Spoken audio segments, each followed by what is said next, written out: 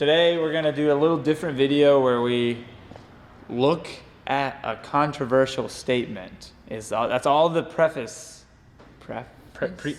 Preface. But before we get to that, we're just gonna skate because we feel like skating. We don't really feel like getting controversial just yet. I guess this is a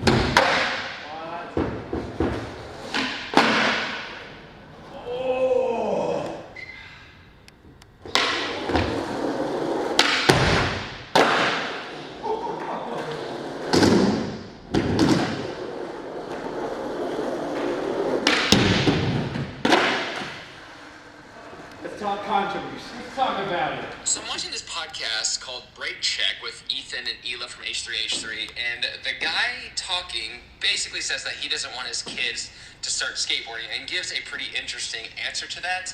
I wanted to see you guys in the middle of your session. It might be kind of hard to focus and listen to what he's saying, but he kind of talks about just the culture and potentially the gentrification of skateboarding as a whole. It's interesting. It's short. I have the clip included right after this, but I want you guys to kind of talk about maybe your insight on what he says as sponsored and professional skateboarders, and yeah. Dang. I don't even have kids. I'm curious because you know about all these subcultures. Which ones would you not want your kid to get mixed in? I'd be bummed if they were a skater. Yeah. Yeah. Oh, yeah. And mine? I'm talking about a skateboarder. Oh, you don't want to be a skateboarder? Not really. Why? I don't know. I just want them to achieve. You think skateboarding is I just think it's being absorbed by corporate actors. You know what I mean? It happens to a lot of subcultures. Can you skate and not be part Hell of it? yeah, you can. I just don't want my son to fall into corporate marketing. This is getting super intense. And I'm not hating on skateboarders, but I don't want my son to be part of a gentrified counterculture. Wow. Yeah, of any capacity. I'd rather my son be a Dungeons and Dragons professional than a Williamsburg, Brooklyn hipster. I guess he saves himself a little bit by saying he's not hating on skating. He's sort of talking on the professional side of skateboarding, Within the industry. Yeah. The industry side for sure. Yeah, but I mean, what do you think, first of all? I don't fully agree with what he's saying because at the end of the day, every company is a business and they have to do what they have to do as far as their marketing and pushing their product and the brand. So I think to a certain extent, you have to be ready to be a billboard. Yeah, exactly. Yeah, it's you wear shirts with logos, you wear shoes with logos, you kind of reap the benefits of these brands in your skating. So if you're sponsored and getting paid by them, you might as well know what you're signing up for. If you are skating long enough and you decide that, hey, I want to try to make this into a career, you are literally, you're willingly going into that career knowing what it brings. And if you're not aware that, you know, you're going to have to do things you don't want to do, as far as, you know, if you don't like skating in contests, you have to go to those contests and all those other events to put on for the brand that you have chosen to represent, because it's not like you're being forced to ride for a brand. You know, if you get offered something and you take it, then you kind of have to know your place is to be that.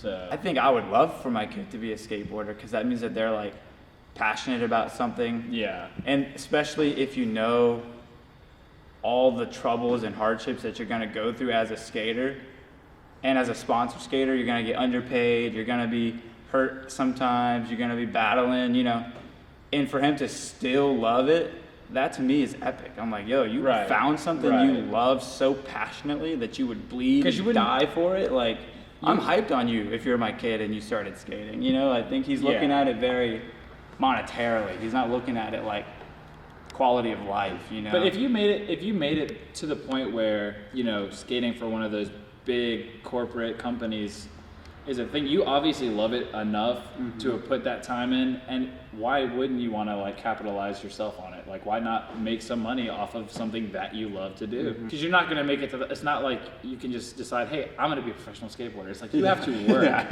and work and work, and like, if you're willing to put that work into something like that, you obviously have love for it. That's the point he's missing. It's like, I wouldn't want my son to be a skateboarder because he's going to get used by these corporate and these celebrities to, you know, make themselves richer, and he's just going to be like the show pony, you know.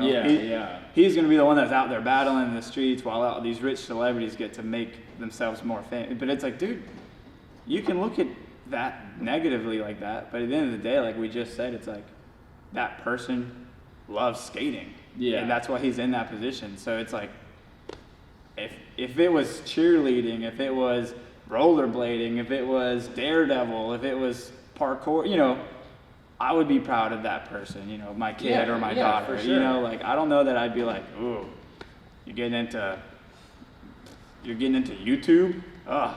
You're going to be selling ads on your videos and this and that, like, oh, you know, it's like, no, you love something, you're going to do it, and that's epic. I don't know. Who's to say your kid would even be a skateboarder? He's also looking at it on a very one-track mind, and this dude clearly is a YouTuber from what I recognize his face. He's clearly like an Instagram guy, does joking stuff. He clearly knows that there's more than one path through anything, through comedy, through acting, and obviously through skating. As you can see, me and Zach and Foster there are living proof that, like, we are skateboarders and we're trying to do it for a living, but we aren't.